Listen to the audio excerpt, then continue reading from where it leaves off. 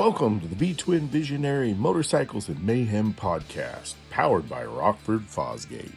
Hey everybody, it's Jeff G. Holt on the V-Twin Visionary Motorcycles and Mayhem podcast, here with a dear friend of mine, John Jessup, who I've known for many years.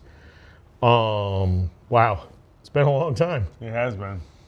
Lots changed since I met you. Yeah, I looked in the mirror the other day. I was like, who the fuck is that old guy? Yeah, tell me about it. Oh, man. Oh, so, I mean, dude, like, I met you just from building bikes, FXRs. Yep.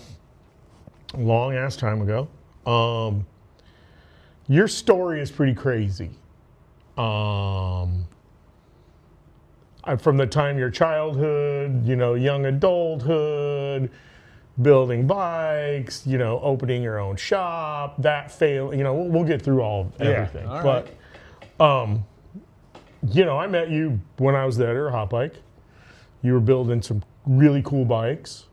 Somebody you were working with took credit for your build. And that's actually how you picked up the phone and called me and was like, hey, man, I built this bike. Yeah, he painted it, da-da-da-da-da. Yeah, whatever. The way it works. But then, you and I became really fast friends. We kind of grew up similar but different. Kind of just tell everybody where you're from. So I was graduated Manteca High and NorCal boy. Yeah. Shortly after, bought a house in Stockton because it was cheaper than Manteca. The murder capital of California, 5 years straight.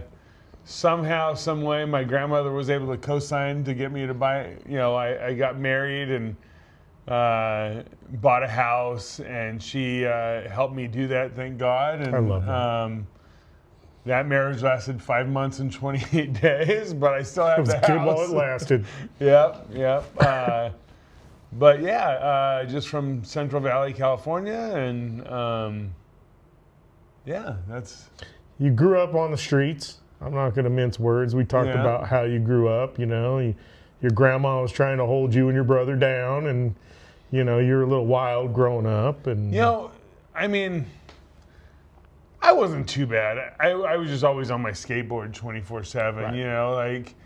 It was just we'd run crazy and have fun, and I really wasn't into drinking and all that in high school too much. Thank God. But Grandma took care of me. Thank God. Hey man, thank God for Grandma. That's great. But I'll tell you what, though, it's kind of crazy because I bought my first Harley when I was 21. I had to co-sign a loan for my dad to get a pickup truck. And the guy's like, hey, do you want something? I was like, yeah, I want a Harley. Why? Because chicks dig Harleys. Of course, And then I just turned 21 years old and bought a 2000 Fat Boy with some tribal skulls on it, and thought it was the coolest guy ever. I think, when we're that young and doing it that way, it's you see, you didn't see anything on the internet at that time. You didn't do, I thought that, you kind of struck out on your own, and, coming from skateboarding and punk rock and BMX stuff, which is always kind of the basis of every one of these podcasts. Yeah. But you bought a Fat Boy, you made it your own, you rode it around, and So let me tell you, thing. It had tribal skulls on it. I laced my own wheels. I did White Brothers 40-inch beach bars on this thing, and I remember going up to my first Easy Rider show in Sacramento. And I was working for Harley in the parts department at that time, and man, I maxed out every fucking credit card I had on Keyrock and covers and covers for covers. And all the hot toppers with the little skulls in the head of them, and pushed them on every bolt. And I thought I was just gonna go to Easy Rider and best clean of show. Up. Boy, I had some lessons to learn, let me tell you. that happens a lot. I've put on a lot of bike shows in my day, and to see the wounded people that walk out of the show when the trophies are given out, it's I I have a speech for it, and a lot of people have heard it, but I'm not going to recite it here. But it happened to all of us. Yeah, I wasn't butthurt that I didn't win. I didn't deserve to win, and I knew it. But going up there, I just had no idea the level at which some of these builders build things. Yeah. And shit, now I get to call them friends. Yeah, Is pretty isn't awesome. that crazy? I mean, it's a long time coming. Yeah. I mean, you were building, a lot of crazy bikes early on. So you went from, like you said, you worked at Taco Bell, you worked at Black Angus, Yeah. like you worked in food service a lot. Then you worked at Harley. Yep. So I got a job at Harley to get a discount on parts because I was making real money waiting tables at nighttime. Right. And I only worked at the steakhouse at night, so I got a job at Harley and spent more in the first year and a half on my bike than I made there. And because at that point I had gotten a divorce, so I had a 1,200 square foot 2-bedroom house, and I had 6 dudes living there paying me rent. So Flop house. I was making money every Of month, course, which is great. And yeah, it was good times. But yeah, and then a few years later, I started a company called Delta Bike Works with a partner. That lasted a couple years. That was back in the day when people were bringing me $30,000, $40,000, $50,000 cash. They just refinanced that house, and they wanted a custom chrome, build a bike in a box, or build a chopper, and we were building, a few choppers a month, it seemed like. And, Oh, yeah. And, but I knew nothing about business like most motorcycle shop people. We love motorcycles, but, numbers are a hard thing. It's a labor of love, definitely. And yeah, I mean, you could pay me $50,000 to build your bike, and somehow I'd spend $60 and not know it. Right. And I mean, that's So the way it goes. that's I mean, part all of in it. all. Yeah, it really is. And you really, if you're not on top of your expenditures and what's in the black and what's in the red, it'll boy. sneak up on you quick. Yeah. So, but yeah, that dissolved, and then in 2004, I started Dream Rides. In Stockton, California. Yes, sir. Oh man, that shop is legendary.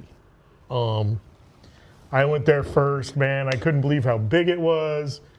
I couldn't believe how many bikes you had and parts you had. Like your used parts, you really good amount of great used parts, which means, you were out there, not just takeoff stuff. Like there was really high end, good used stuff.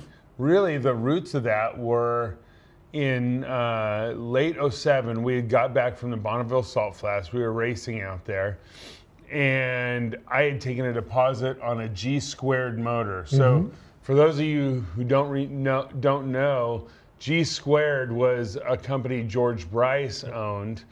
It wasn't called Star Racing. Star Racing was his metric stuff, and G² was another thing they were doing on the V-twin side with special application stuff through S&S. So we had a really badass twin cam motor that a customer had ordered, and like a lot of small businesses and this and that, you're always robbing Peter to pay Paul. Always. He had given me a deposit for the motor. The bottom fell out in probably end of September, which is when Street Vibrations happens in Northern California. And then, so Street Vibration happens, and business dies anyway because it's wintertime. Right. Well, middle of winter, it was just done. There was no business. It was flat. It was flat, and so I had to sell my bike to buy this guy's motor. So I didn't have a bike. Right. And then I kept my bike shop open for years during those times, just doing swap meets and used parts on eBay, and my first FXR. So back then, skinny tire baggers were just baggers. They weren't skinny tire Yeah, yet. there wasn't a big tire bagger. And we were doing a lot of frame up bagger builds for all the East Bay Dragons and the Soul Brothers and Rare Breed and a bunch of the bike clubs from Northern California you know, those are the original performance bagger guys. Oh let yeah, me tell you. I tell you all the time. 100%. Those guys, the guys from Compton, like those. Yeah, they're The brothers were the ones that were pushing all the limits of baggers. Oh boy, you're not kidding. It's true. But because of that, I knew every nut and bolt on the old style baggers, and then I got this FXR. Yeah.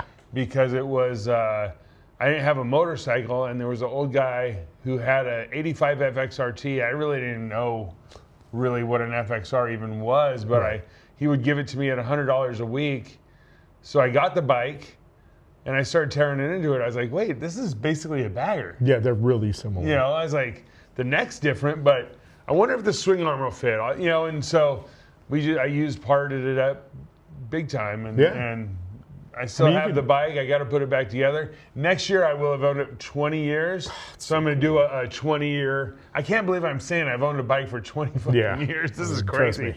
Anyway, so I'm gonna revive that. I wonder how many bikes you've owned since and gotten rid of in that period of 20 years. A lot. Like of not bikes. even professionally, just personally. Yeah, it's crazy. A lot of bikes. And then of course you got bit by the FXR bug. Yeah, no. For me, FXR is really.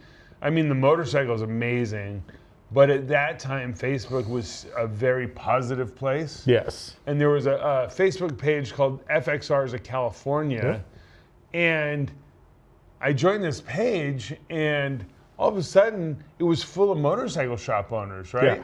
Yeah. And you have to understand, owning a motorcycle shop, or probably any business, can be a very isolating deal because you know, I didn't come from a family of business people. I didn't know anybody else in business. Right. So like 07, 08 hit, I'm having to sell my bike. You know, I had 5 employees. Now it's down to me. I've had to move shops into a tiny shop. You know, I'm feeling like the biggest failure ever. Right. Well, I find this community of motorcycle shop owners who all love FXRs. Mm-hmm. And for many years there, we wouldn't even do business. Like, you know, everybody knew, like, if someone needed a set of Legends or whatever it was, we could all go like $1 cheaper than the next guy. Right. But nobody did it. Yeah. It was like, we don't do business here. This, you know, you do business in your shop. This is a place because we're passionate about motorcycles. We can talk about the FXRs. And it really helped me fall back in love with motorcycles because Yeah. I was pretty burned out, scared. Nothing would make you sour than the rise and fall of your shop, you know? Well, yeah, I mean, and I couldn't quit. No. You know, what the hell else were you going to do at this time? I mean, I go stand in line at the Longshore Hall at 2:30 to get a job to work overnight to keep my shop open. You know, but I mean, come on, man. You know, failure's not an option. No, failure is not an option. But yeah, so FXRs are near and dear to me. Just because of the community. Yeah, I think that there's a lot more people in the community now, but back then, man, it was really, really close knit. We all knew each other, you know, and I was kind of on the fringe because I was the magazine editor, and I didn't really engage in a lot of personal stuff back then, just because I got burned early on in my career by engaging personally with a lot of people. So I always had that, watch that thing from afar. And then, when the shows started happening, becoming involved in that. But it just was so cool because if anybody even had the stupidest question about FXR, they got answered with respect. Oh, it was a very positive agreed. thing.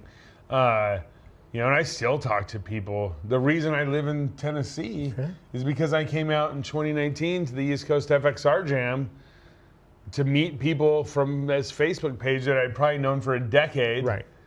And then all of a sudden I was like, oh, Janine and I looked at ourselves, and when we drove through Maryville, we're like, oh, this is Mayberry. Yeah. We have to live here. And somehow it happened. Yeah, isn't that crazy? Like both of us were like, when you came out to the hot bike tour too, you're like, man, I was just out here last year, and this is like where I want to live. I'm gonna sell the shop. We're gonna move here. I was like, wow, man. We're trying to move here too, but then we ended up bad things happened in my personal life, and but to see you just be like, we're doing it. No, I can't believe it. It was like. It happened so fast because I thought it was a pipe dream. Yeah. I didn't think it was something that would actually happen, but you know, that's how I've been my whole life. Is like, let's see if we can make it happen, and sometimes it happens. So it's just crazy to see, you know. And your brother, of course, you know, took the reins at Dream Rides, you know, in Stockton. I mean, I'm very blessed because my younger brother Tom and my brother-in-law Jim hold it down in California. And really, I'm hands off. It's their show. Your name's just on the wall, and that's it. You know, I mean, it's not even on the wall anymore. Like I go there, and people would be like, "Who the fuck are you?" Right. Which is fine. They're taking the ball and running with it. They're doing a great job. Yeah, they really are. Yeah, my only complaint is I don't get to see them every day. Yeah, I know that. You know, I would give anything for them to just move out here. But they won't. No, I know that you've definitely. We've all told them, hey, come out here. You know, we keep asking them to 100%. Yeah. So I had a show in Vegas, which is an FXR only show back in the day. Yep. And John pulled up. John is a swinger out of the Parker, in case you don't know. If you've seen any of his builds, you understand that. And this dude, how many bikes did you show? How many FXRs did you show up with? We showed up with 6. That's all we could fit in the trailer. Yeah. And there was probably another 15. Yeah. It wasn't a very well attended show because at this time, you know, they weren't very popular like they are now. And pretty much every award went to John or one of the bikes he built for a friend or a customer. Yeah, it was a very good show, but the social media was even better because it was by Hogs and Heifers, and there was 1,000 bikes there. So here I am posing. Me and Jim were posing with all these trophies. Yeah, it looked like there's a million. And it looks like there's 1,000 bikes there, and it was awesome. It was super good. We had a ton of fun, man. Yeah. I mean, those were the days. It was super crazy, you know. And then, you know, I ended up pulling out of California, moving to Phoenix. You ended up pulling out California, moving here. Yeah. His shop is 10 minutes from this location at VTV, and then his house is another 10 minutes down the road. So it's crazy how kind of full circle that is now. But, you know, when you were really looking for a shop, it was few and far. You know, you said, oh, I found the shop, you know, it's not on the major highway, and, you know, the guy's kind of weird, and then da-da-da-da-da. And then you always said, well, there's a sex shop. And I'm like, what are you talking about? It's a lingerie shop. Yeah. But it was a sex shop. Yeah, it was a sex shop. And it was defunct because we're in the South. And that's, you know, not the very condoned behavior here in the South. Shit. Let me tell you something. Yeah, tell me about it. So we got that building, right? And for 3 months, Janine, Gwen, and myself were in there renovating this. Yes. And we still had Sandy's Lingerie up on the building because the sign people couldn't get out until like 3 days before we're supposed to open. Right. Every day that door would swing off the hook. What happened to the sex shop? You know, and I was like, damn, if motorcycles don't work out, I'm going back to the sex shop. I think the sex shop first. It's so funny, man. And you know, you already had the Dream Rides website cranking for e-commerce. That helped. You were a pioneer of the independent shop having a fully functioning and well-functioning website. That's hard to do. Oh, I know. I mean, my we're God. doing it with our VTV approved parts. Yeah. You know, and we're not even mass market like you are. And I was like, wow, man, this is a really tough thing. It's very tough. People, you think, oh, it's just a website, but Jesus, like every tech guy out there is trying to burn you. Yes. You know what I mean? They're all the salesmen in that industry. You think used car salesmen are bad? Shit. I think drug dealers are bad. Yeah, no. Tech people, the sales people. Oh, yeah. Oh, no problem. We'll put a satellite on the moon for you. Yeah. You know, and then when it comes Just time keep for the people that do it, they're like, what are you talking about? Yeah, it's just crazy, man.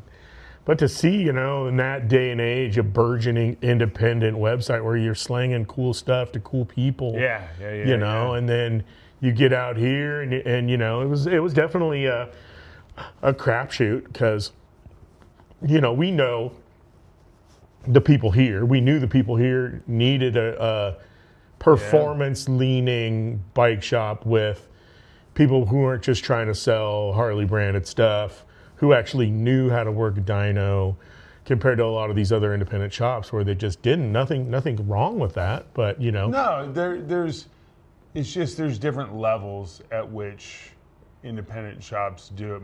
I think most independent shops, because we're not businessmen when we start, is you and a buddy, maybe 3 guys.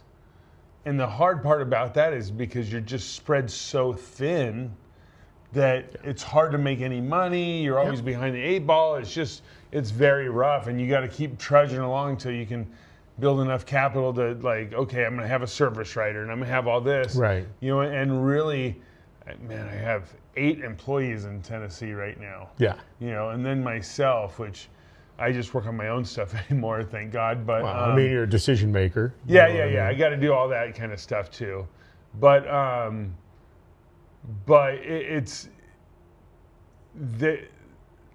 there's a lot of great independents, but they're just smaller scale. You know? Oh, I agree entirely. And then the Harley dealers are more, you know, the Harley dealers, we as independents, that's something I don't think Harley corporate or even Harley dealers understand much, is we as independents want the Harley dealers to do good. Of course. I mean? I need our local dealer to be crushing it. Of course. Because when they crush it, I crush it. Agreed. You know what I mean? It's not a let me steal their business kind of situation. I think this is definitely something that happens throughout the United States. Yeah. And I think, you know, especially out in California, where there's a dealer's hands are so tied, Jeez. you know, and I mean most even independent shops now, you can't order cams, you can't order pipes. It's tough. It's crazy. I mean, I don't even know how you do it out there at Dream I mean, Rides. we basically just do tires and services and bar jobs and, you know, stuff like that. Yeah, you know,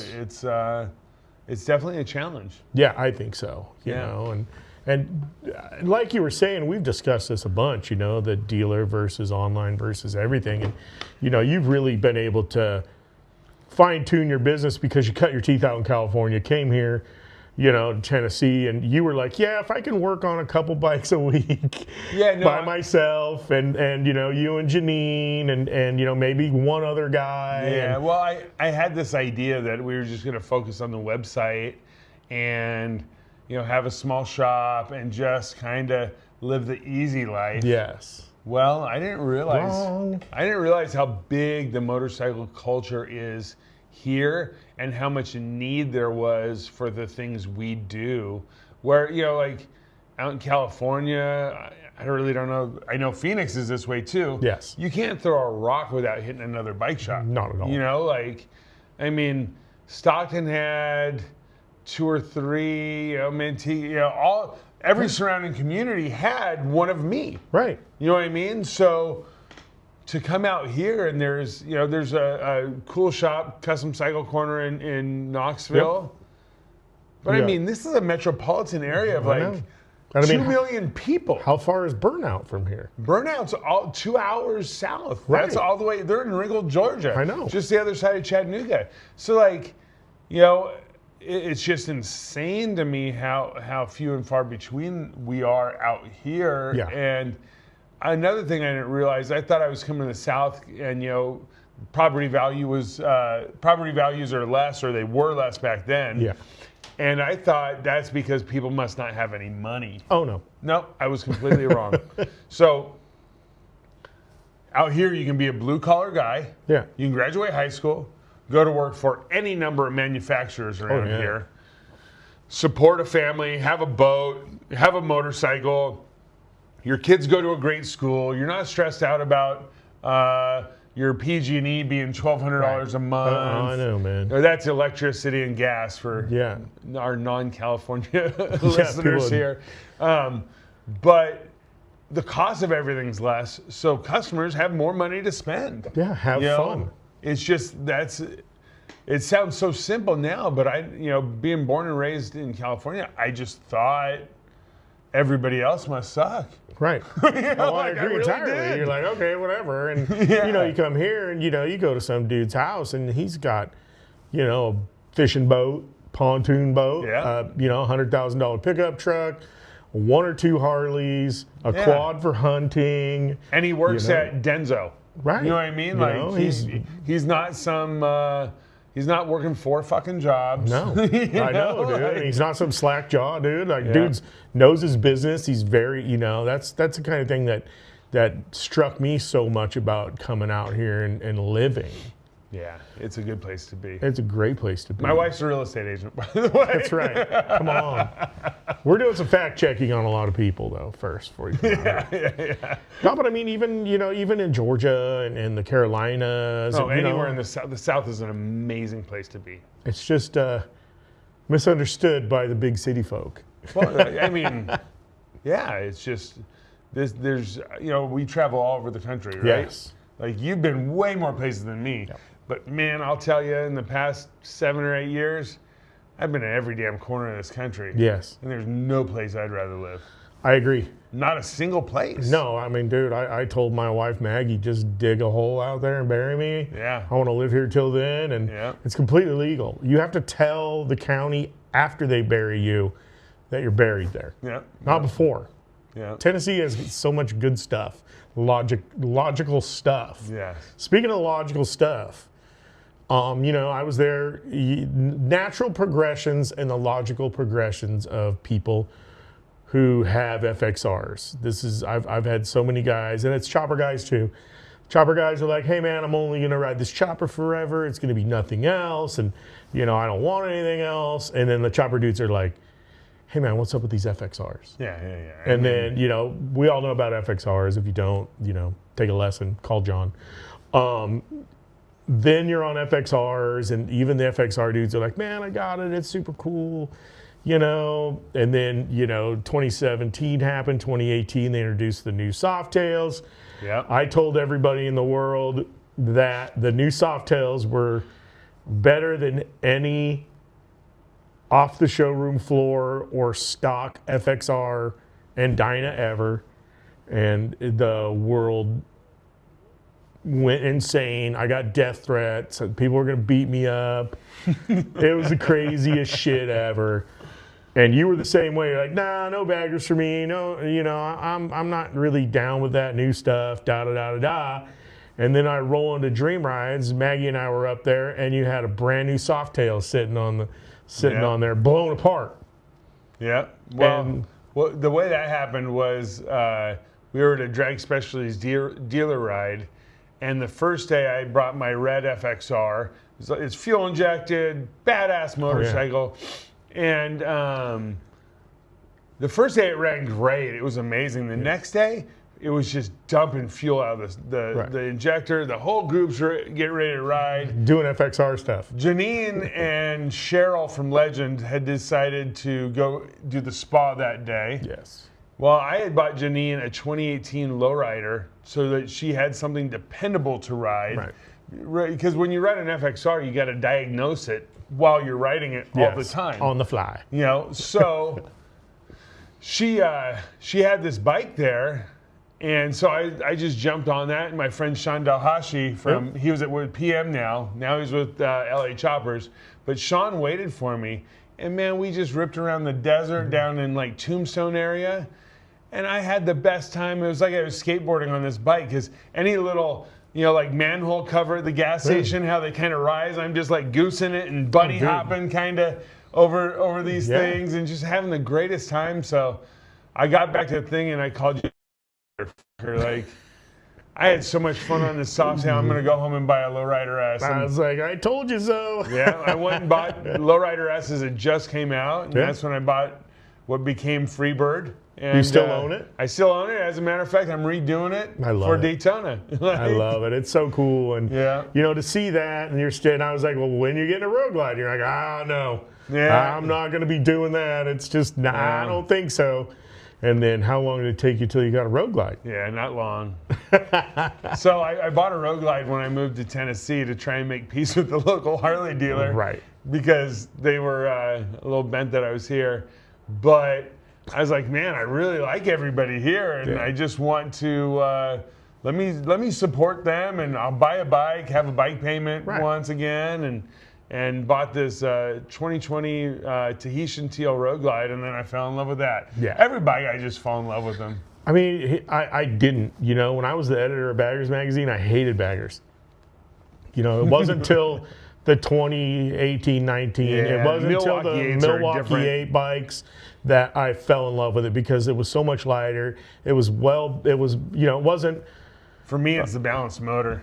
The that balanced motor, because you can ride these bikes at 4,500 RPM. the swing arm, the way the frames, you know, all the hydroforming that they've done on these things now. You know, it's not a big FXR by any means. You know, it's got its own characteristics, and I mean, you could just get on these road glides and street glides and go forever. Yeah. I mean, I never thought, even 5 years ago, my Road Glide Cinnamon is sitting at, with 8 pounds of boost, 197 horsepower. That's like pump gas, not pushing the envelope. And I rode it cross country. Dude, I'm the same way on mine. I'm like, how is this possible? I remember having T-shirts from my Dyno that said 100 horsepower club. Oh, remember how awesome you felt after you spent $11,000 on a 100 horsepower, 100 foot-pound of torque bike?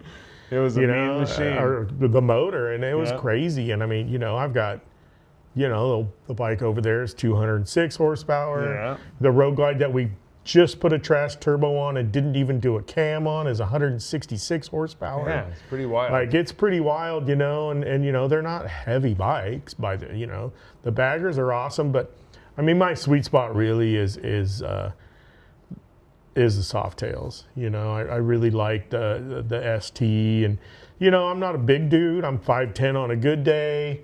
You know, I'm not that strong after all the cancer bullshit yet. So like, that bike is great. But I mean, you know, I rode the turbo bike to Sturgis from California and then here. So I mean, it's just, these new bikes are crazy, and I mean, you're making them crazier. So I mean, you must be one of Trask's best dealers now. I have no idea. I mean, everything, all the heavy hitting bikes you built for the past almost 3 years have had Trask turbos. Well, here's how that works. So that bike Freebird, my teal and black 2020 Lowrider S, I was living here. Yep. And I've always toyed around with putting a turbo on, but I was a little intimidated, if I'm being honest. Like, it's a turbo, and you know, I don't know. I like to ride my bikes. You know, I don't want to have a useless. I don't want to have a useless motorcycle. So, Nick is a friend of mine, and Nick was like, "Hey, you need to put a turbo on your bike." So I said, "All right." And I figured, you know, being in a new community, having a turbo bike sitting on the showroom floor would be credibility for that guy coming in wanting a cam job or a dyno tune. Right. So for me, it was like, okay, I've got more than one bike. I'll just sacrifice this bike. We'll put a turbo on it. Blah blah blah. Yeah. Then I fell in love with it. I was like, me too. This is crazy, and they're so streetable, and they're so much fun to ride. And, oh yeah, and man. It's funny when you ride a natural aspirated bike that is even a big inch, and then you get on a turbo bike. It's just everybody's asked about the lag. They ask about this. There's nothing, man. Like, that bike just pulls and pulls and pulls. No, it's the funnest bike ever. I mean, you know, to ride around and just have that stupid horsepower and on tap. You know, and then, you know, with the you know, whether you're running Ohlins or Legends or I mean, there's so many good suspension companies nowadays that they're all great, and but you have these bikes set up, and we live in the best place in the world for riding. The roads here are insane, people. You know, so I mean, really, my favorite platform is the last one I rode, to be honest. Like, I can get with that. You know, because I'm blessed enough. I told you this story about having to sell my bike to keep my bike shop open, right? Well, the downside of that is I don't like selling my personal bikes, and I very rarely sell something that I built for myself. Like, somebody has to come correct for that. Agreed. You know, so, you know, and I thank God I don't have to sell them. You know, I probably should sell them, but I don't have to.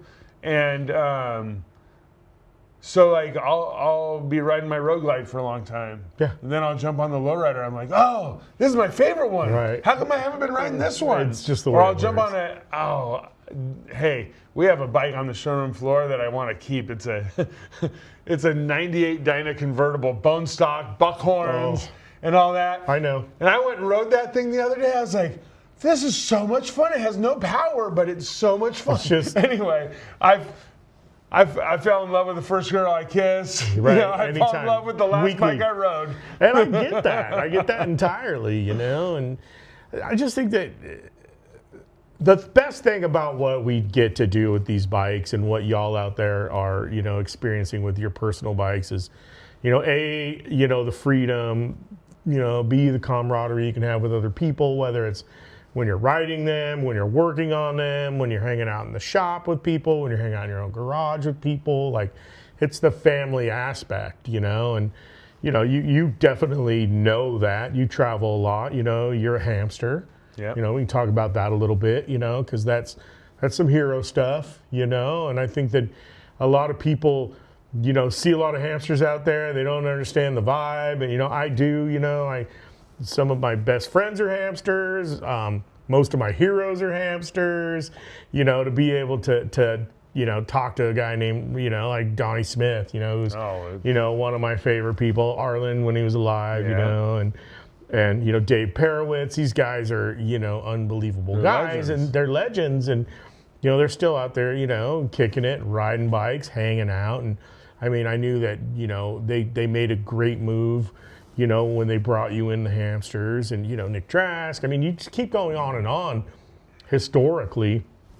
And I think, but over the past decade, they've really been making moves to just be there for the next generation of riders. It's, for me, the motorcycle business and really the motorcycle community, I mean, the motorcycles are just a conduit to meet cool people. Agreed. I love motorcycles, but I really love the people I get to meet because of motorcycles. Agreed. Whether it's, the customers coming in the front door, they're super cool. The people, my motorcycle industry family that we all travel around the country like circus clowns, whether we're in Daytona or Sturgis or Laconia or wherever. Yeah. You see all your friends and you're like, So I love that aspect. And then the hamsters part of that for me was all my heroes, all my FXR heroes.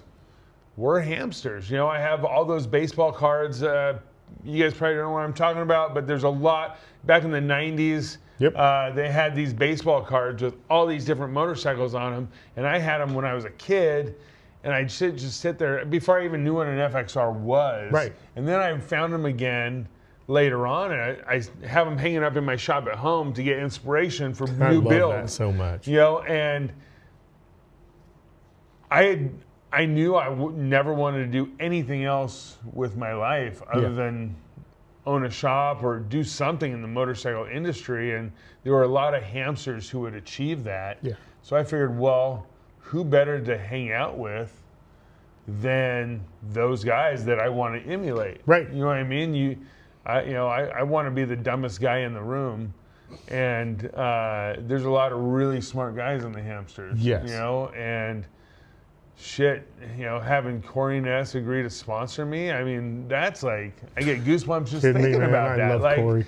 And shit, it's just really, for me, such a blessing and an honor to be able to pick up the phone and call a guy like Grady Pfeiffer or Dave or Rick Fairless or Yaffe or on and on and on. You can keep going. It's infinite. We can go on and on, but really the guys who have way more experience than I do. Yes. I'm blessed right now that I get to do some high-end bike builds, and thank God. I'll take it while I can. But those guys have been doing it for decades. Back to back. So when I'm dealing with numbers that are a lot for me, I'm like, I'm freaking out. They're like, listen, these guys come to you because they trust you. They know your work. They want to pay you. Just charge, be fair. Yeah, that's what you have to do. That's that. But, as a shop owner, and if there's other shop owners watching this, they'll attest to, we all have a bad habit of giving ourselves away. I agree. Because, You know, we're people pleasers. We want to help people. You know, we love what we do, and we don't necessarily see it as work, but yet we have families to support. Agreed.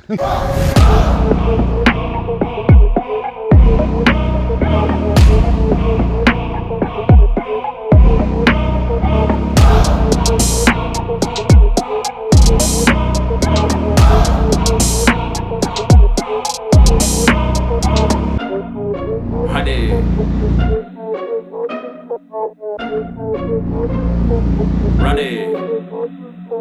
Whoa. So man, let's talk about, you're talking about, you know, all these heroes, and you know, they were very famous for their show bikes. And I think you have a bit of fame for your show bikes. And, you know, except all your show bikes are go bikes as well. Yes. And I mean, I can't believe how I've seen you just pound out 300-mile rides on a bike, and then when it shows up to one of our shows that same week, it looks like it's never been ridden. Well, yeah, it's a lot of elbow grease. Yeah, I know, but no, what's the point of having a nice bike if we're going to trailer it everywhere? I mean, you know, in the motorcycle business, we have to trailer our shit. Like, yes. But for instance, Janine's bike, Tiffany, we built that thing for Sturgis last year. I remember. We trailer all our stuff to Sturgis. Then we jump on the bikes. We ride to the West Coast and back. Yeah. So we did like 3,000 miles in 9 days. And she was on her bike that we then showed in Sturgis. It was crazy. I mean, you know, we were riding to Sturgis too. Yeah. And I see, when I see you, I was like, oh, cool. And then like, not as soon as I recognized it was you, then Janine's on that brand new bike, just right behind Yeah, me. we were in Wyoming. I'm like, You know, oh Lord, man. When you're riding through Wyoming, if 120 feels slow. Oh, I know, because you want to get through that Yeah. damn state. No offense to you Wyoming Yeah, people. no, It's but a beautiful state, but you're so close to Sturgis you can taste it. And the law, it's just long, straight I know, lines. Man. I know. But no, bike shows, I love bike shows. Bike shows, for me, yeah, we all want to win them, but really, there's so many badass bikes. There's so many amazing builders. Yeah, we all try and bring our A game. If we win, great. If we don't, I got to see my friends. Agreed. You know That's the what way I mean? It's I really a meeting place to see all your friends. You know, I like to look at other people's bikes, and maybe I can pick up a few tricks and you know, like, hey, check out the way that guy routed his brake line. Or It's always the little stuff for me now. You know? Like, oh man, like where are all the wires, or where is this, or where is the rear brake reservoir? Or, Yeah, it's always that kind of stuff. Being detail freaks like we are, Yeah. and it's my job to pick your bike apart. I'm sorry, but you bring your bike to my show, and I'm going to tell you why it didn't win or why it did, and you know that's a lot of people don't come to my shows anymore. A lot of people come back with the heat. You know what I mean? It's however you're going to figure that out. It's something that I think that just being there, whether you think your bike's going to win or not, I mean, it doesn't matter really, because I mean, I've lost more bike shows than I've won. Right. That's for sure.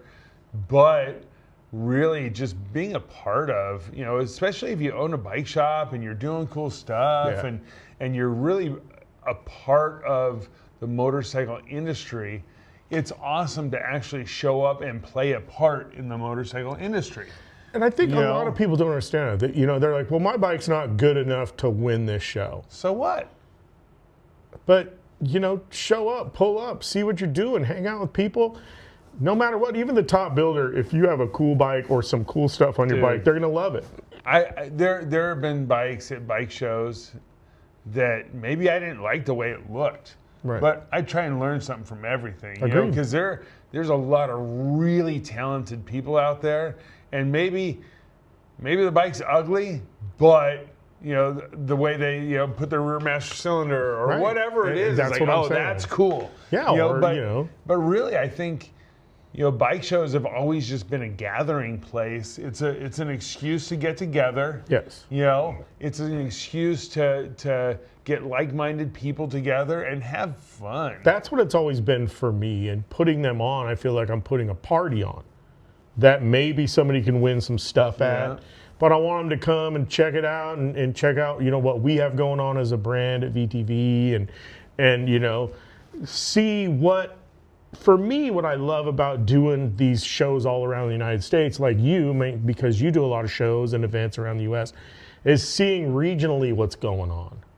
And I really like to see the feel of those bikes. And we're in a segment where it's, I don't mince nothing about it. We're performance, always have been at V2 Visionary, and club style for sure. And performance choppers are now a thing, and you're building one, which is pretty cool. Got to get on that train. Wow. I don't know. This thing's been sitting dormant for 2 years in the back of your shop. So, but I think that I've been around this long enough now that I've been really thinking about, like, why is it that we always gravitate, like, I think when you build stuff, you create a recipe. Yes. So if you're lucky enough that you get to build a bike and then another bike and then another bike and then another, I had my recipe with FXRs. I was like, okay, this is what I do. Right. And then you get bored. Agreed.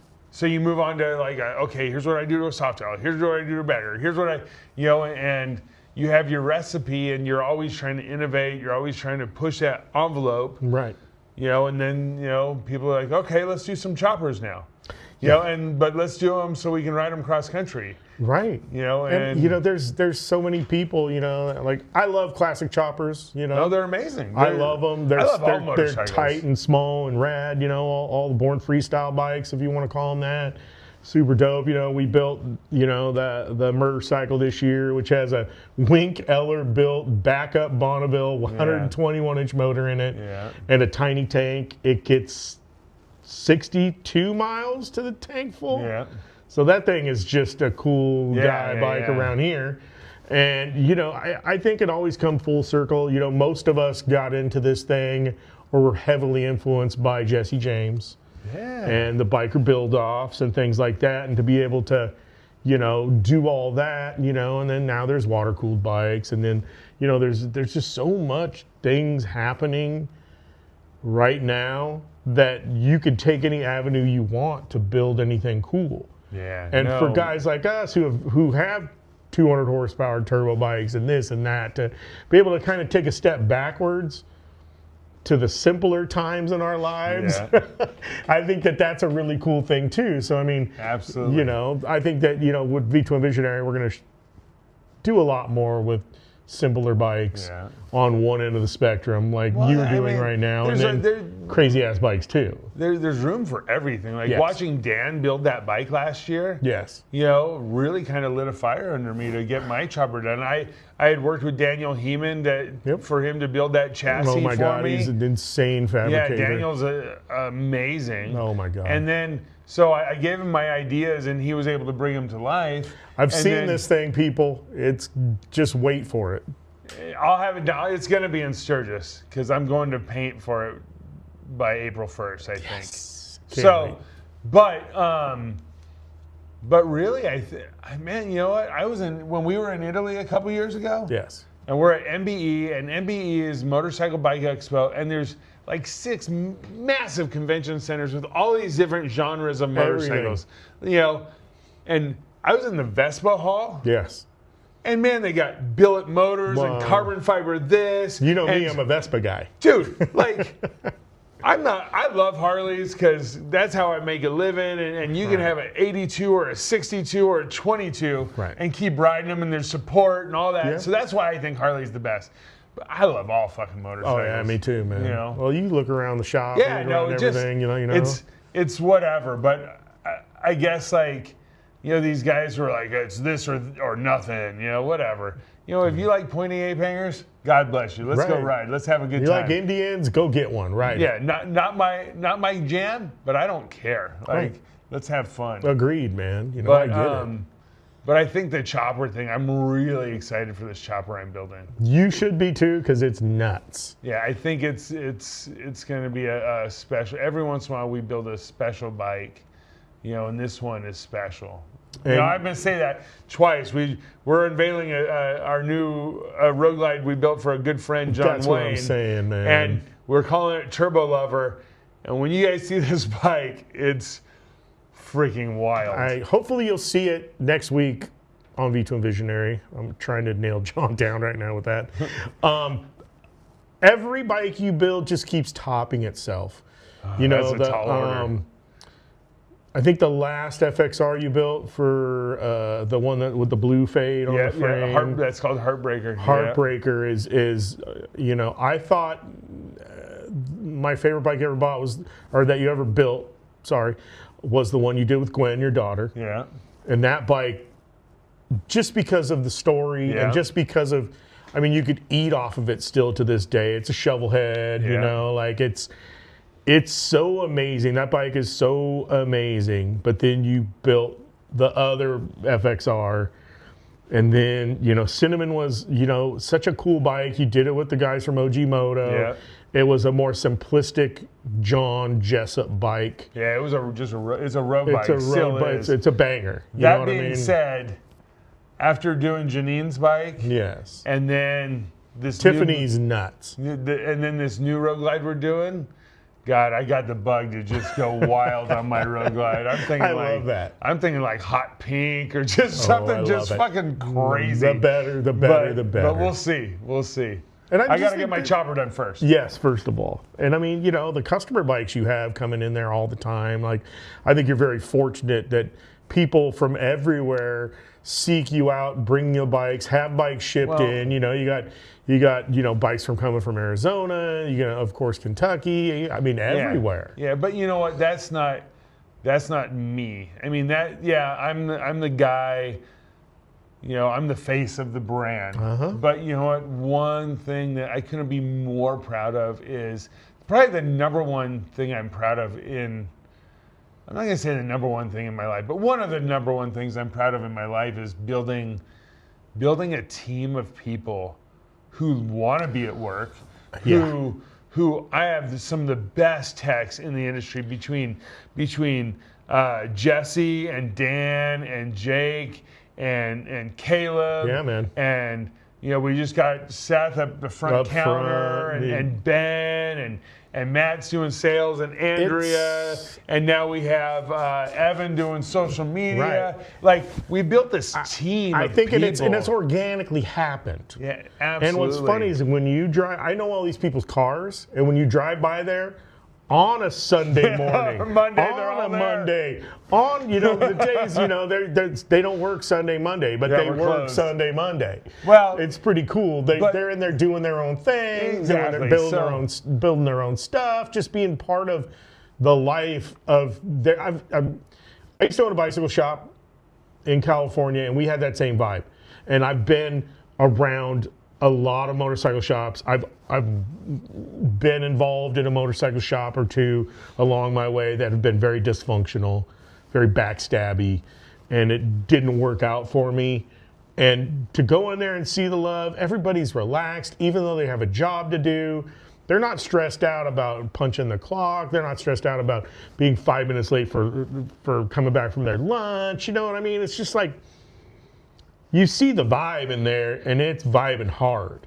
Well, you know, how do you do that, though? So for me, the number one thing in my shop is not money; it's harmony. Yeah. Right. Like, so in the motorcycle business, unfortunately, you make more money as a roofer. I know. Let's just be real. It's a labor of love. It is a labor of love. You've had guys come in thinking they're going to make a bunch of money, and they realize that it's a labor of love. Unfortunately, that's just not how the numbers work doing what we do. No. You know, so if you're going to be in the motorcycle business, you have to know that you're doing it as a choice, right? Like, hey, this is something I want to do. Yes. And most of the people who have worked for me have done other things. Like, they understand. You know, they've worked for a really hard job. And you've got a couple veterans there. Yeah, you know, we got a couple guys that, but, you know. But really, the number one thing is like, okay, as a shop owner, my job is to provide a place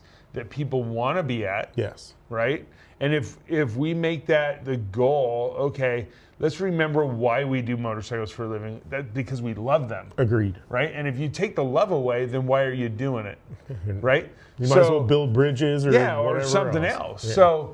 So that's number one, my number one goal. And because of that, on my everybody who works for me as a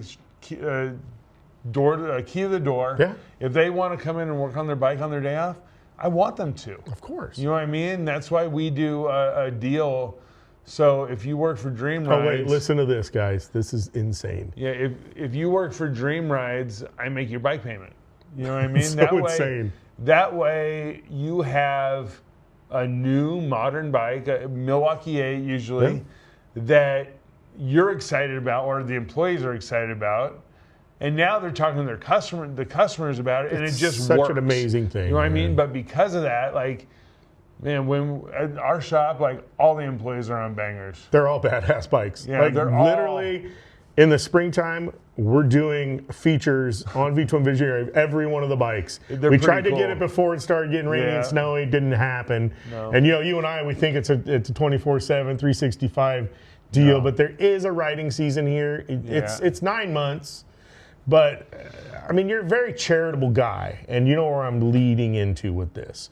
You take care of your people that you work with, paying for their bike payments and stuff. But let's talk about your main charity that you do around Christmas time. Okay, so actually we just formed a 501c3 called the Dream Rides Foundation. Yes. That way we can, knock You people could off do if we things. need to. Yeah, I mean, just like me with my cancer deal, I got one too. Yeah, no, you know what I mean? But what I'm getting at is that we can get a little bit larger sponsors because every year we build a bike with the help of, everybody in the industry will send us parts. So last year we gave away a Road Glide, and the way you get a raffle ticket is you donate a brand new kid's bicycle, and we've raised on average about 400 bicycles a year. Yeah. We've done it. I want to say It's been a minute. I think now. 2019 was our first year in California, and then 2021 was our first year in Tennessee. So we still give one away in California, and we give one away in Tennessee, and it's just, it's just something that we're going to do until I can't do it. It's, for me, being a kid that the only freedom I ever had was a bicycle. Yeah. And being involved, I made a career out of it, 25 years in the bike industry, and then I started doing this Harley stuff.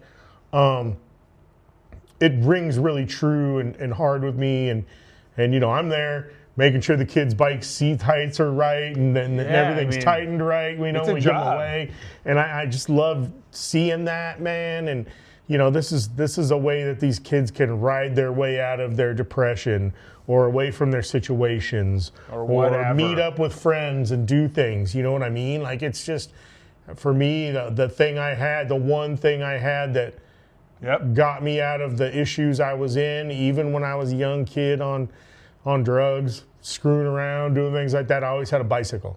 Yeah.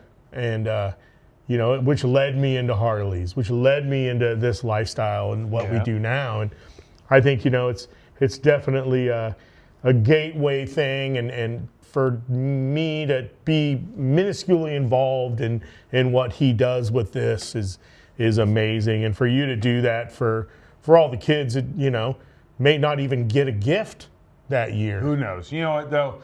It's something that is so rewarding, because when you see these kids, just their faces light up, it's pretty amazing. It's crazy, man. But like you said, bicycles for me were kind of the root. I was skateboarded, but before I was skateboarding, I was literally... I got my first job doing a paper route, so I could afford to buy Bullseye 3-piece cranks at Anderson Mower and Gas, because that's where they sold BMX parts in Manteca. Do you know how much those things are worth now? I have no idea. About $3,000 to $4,000 for Bullseye cranks now. Wow. Sorry. Yeah. Anyway, but that's really, for me, it was, I had to trick out my bicycle. Of course. Right? That's where we all learned it. I learned, I wanted the cool guy shit for my bicycle. Yeah. Then skateboarding. And then I had a Volkswagen Bug that I thought I was going to... My first vehicle was a Volkswagen Bug. I'm reading VW Trends, looking at dual Weber carbs and... 1776 motors. Yeah, and all this stuff. I had no money or no know-how to do any of it. But the magazine was $2.99. In my brain, I thought I was going to do it all. Yeah. And then I fell in the Harley thing, and I just love it, man. So, I mean, in all honesty, I know you don't have a crystal ball, but, you're a very concise businessman. What do you think the future is, A, for John Jessup, and B, the Dream Ride shops? For me, I'm just going to keep doing this till I can't do it anymore. I agree. Like, I have no, what? You brought up the hamsters. So, guys like Dave Perowitz, I asked Dave, I'm like, Dave, are you going to retire? He goes, why would I want to retire? I love what I do every day. I agree. I get to wake up, I go to the shop. If I want to take a day off, I'll take a day off. Right. But that's really my idea of living. I don't want to retire and sit in front of a TV or anything. Well, I mean, you honestly know that you've had a lot of money, you've had no money, you're doing well. And, autonomy and freedom is way more of a success goal than having a bunch of money. Yeah. And those of you guys out there trying to chase dollars, man, it's not it's not worth it. You got to chase your dreams, not your paycheck. Yeah, very true. I mean, that's easy to say. I know. But it's, as far as my future, I'm just going to keep rocking and having fun with motorcycles and keep traveling the country like a circus clown. And we love that. Every year, everybody in the motorcycle business, come probably for us, it's like middle of September. I get back from Smokeout, and then we have Smoky Mountain Bike Week. Yep. And then after that, I'm like, I am so burned out. I'm done traveling. Yeah, Next year, I'm not traveling as much. We're really going to cut the schedule down. Liar. All this. And then by Daytona, we're like, I can't wait for Daytona. It used to be like Daytona was the start. I've already been 3 places since then. A couple trade shows and I guess, and we went to Mototrcycle, of course, which I absolutely love. And we're dragging you there next year. I don't care what you say, man. I'll be there. All right. So I mean, there's just so much to do and so many shows and I mean, living this life, and we're very fortunate. Like I said, we can pack up the Sprinter, we can pack up the F350s and 450s and go to places and the best thing about doing all this thing is being welcomed with open arms. No, it truly is. The motorcycle industry for me is a dream come true because I get to hang out with, my peers, other bike shop owners or the owners of big companies or customers or everybody in between, and everybody's just cool. I agree. I mean, there's dicks out there, but there's dicks everywhere. But really, for the most part, everybody is super cool. And as far as shit, I'm just gonna keep rocking and keep having fun, and that's that. And then as far as Dream Rides goes, we have a morning meeting every morning. I learned that from Brian Clock. Yep. He one of the greats out there. Yeah, Brian's a good guy. And then his morning meeting, I picked up a lot of stuff. We have a morning meeting, and really the goal of that, and everybody knows, is we want to be the best independent bike shop in the country. Yeah. Now, when I say that, I realize that that's an unattainable goal. It's a lofty goal. Yeah. Well, no, it's impossible. How do you measure that? You can't measure There's that. There's no metrics. You know what I mean? But if that's our goal, then we're just going to keep getting incrementally better. You know what I mean? Every day we're trying to get a little bit better, little bit better, little bit better. And so as far as Dream Rides goes, who knows? Like let's see, it's 20. 10 years ago, I never thought we'd be sitting here. 5 years ago, we had just barely moved. This is March? Yeah. No, we're almost in March. I was getting ready to open this place 5 years ago. I know. It's just, so I never thought, I'm living a fairy tale. We both are. I'm living a fucking fairy tale. This is amazing. I mean, I thought after I got shit canned from Hot Bike, it was over and I'd have to get a marketing job someplace. Yep. If it wasn't for Maggie saying, dude, I'm a nurse. You're going to take, 6 weeks off, which turned out to be a little more, and figure out what you want to do with your life. Yeah. And then now the dumbest thing I ever did was start another media company. Yeah, well, and, whatever. We have a lot of fun doing it. We're well respected, like Dream Rides, and, Harley's part of our deal, and I don't know, man, like, you got to put you got to cast that thing. You got to put that line in the water, and whatever is there, you got to reel it in and see what you get. No, absolutely. I think number one thing I try and tell younger guys, which is weird for me saying because I think of myself as a younger guy. All But old guys like us do. I know, it's just like, anyway, it's really hitting me hard this year. I don't know what's going on. But you're way younger than me, buddy. I turned 47 this year, and I'm like, God. what the hell? I wish I was 47. We're 10 years apart. I'm 57. And I'm going, geez, I'm not the young guy anymore. So I have like, the guy from Relentless was telling me, I can't remember his name, but he's a really cool kid out of Arizona, Phoenix area. Yep. He just unveiled that bike, White Privilege. Yeah. It's cool. He's a great That kid, bike is man. cool, but talk about a young man showing up and doing things. Because the mistake I made for so many years is I just stayed in my own shop because I had to make money. Right. I made you go to that show in Vegas. You wanted to stay home. You did, and you made me go to Sturgis and all Yes. that, and yeah, it was game changer. But now that I have fun Yeah. doing what I do, I'm more successful than I was had I just been staying in my shop, grinding and grinding and grinding and grinding and grinding. And in the world of websites and social media and having to, or feeling of having to be out there. And I mean, there's a lot of people a lot of guys, like, Ryder Roth, those guys are doing a killer job. They're young guys. There's just so many other guys out there doing content and building bikes. Shifter Crew. No, there's amazing it's tools just out I could there. name 500 people. Yeah. That would be amazing. Look at what Concrete Cowboys is doing. They're young guys out there making it happen. Yeah. Influencing younger guys. Like Yeah. motorcycling and Harleys. Everybody's like, oh, what are we gonna do? These guys aren't doing anything. They're not riding. They're playing video games. They're not riding BMX. They're not doing this, and they only have electric bikes and blah blah blah. Man, come on, man. If you come out to one of our shows or Sturgis or especially like TMMR or places that skew younger, Laconia. Laconia. Oh my God. Well, the yeah. performance scene in the Northeast, I It's had insane. No clue. Well, you got East Coast in, you got. Unbelievable. I mean, you've got so many people out there doing it, Well, here's the crazy part.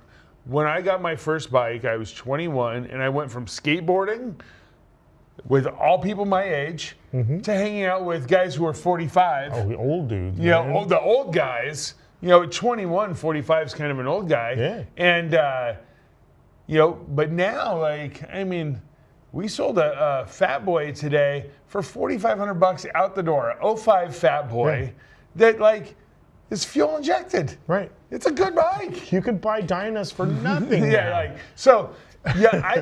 I think if anything, the Harley thing's gonna keep on trucking. I hope the corporate Harley really, really, really can right this ship a little bit. I think a new day's dawn with Artie over there. I honestly think a lot of stuff is changing over there. And I think the acceptance of these guys that came up on dirt bikes, they came up on street bikes. They want a Harley, but and everybody's like, oh, you got to give these guys Sportsters. Oh, these guys are able to buy a used street glider, a used bagger for the same price. $6,000. Yeah, the same price as buying an Evo Sportster. Yeah. So I think that there's a lot more options out there in the aftermarket for younger guys, and it's more attainable. And freedom of information is a lot better. Remember, I was talking to Biker Jerry in LA, dude. He wouldn't tell me shit. Yeah. I'm trying to build a cone shovel, which is probably the worst thing you could ever try and build a motorcycle out of.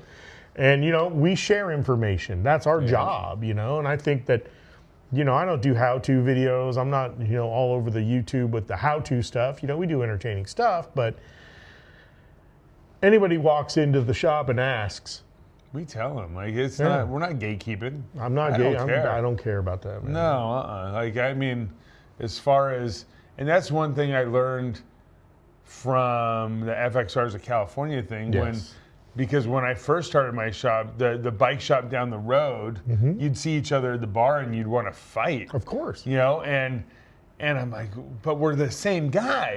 It's just weird. It's weird, but now it's not like that so much anymore because of the internet, I think, and those lessons that hey, look, we're all like just having fun. I Yeah. mean, there's not gatekeeping. Like I might have a question. I'll call like Tony from Ramjet or Tony Tucker from Tucker Speed or any of those guys. There's and so many we guys all out there. share, Mike Miller, or we all share information because nobody knows Jamie it. at Fuel Moto, like anybody's No- willing. Mike no- at A1, like Yeah. those I guys talked to Mike normally- today. Those guys normally, back in the day when I was coming up, slam the phone. Yeah. Fuck you. You learned the hard way. Beat a kid. Yeah, but I mean, really, I think anymore everybody understands, or at least the smart people understand that you can't know.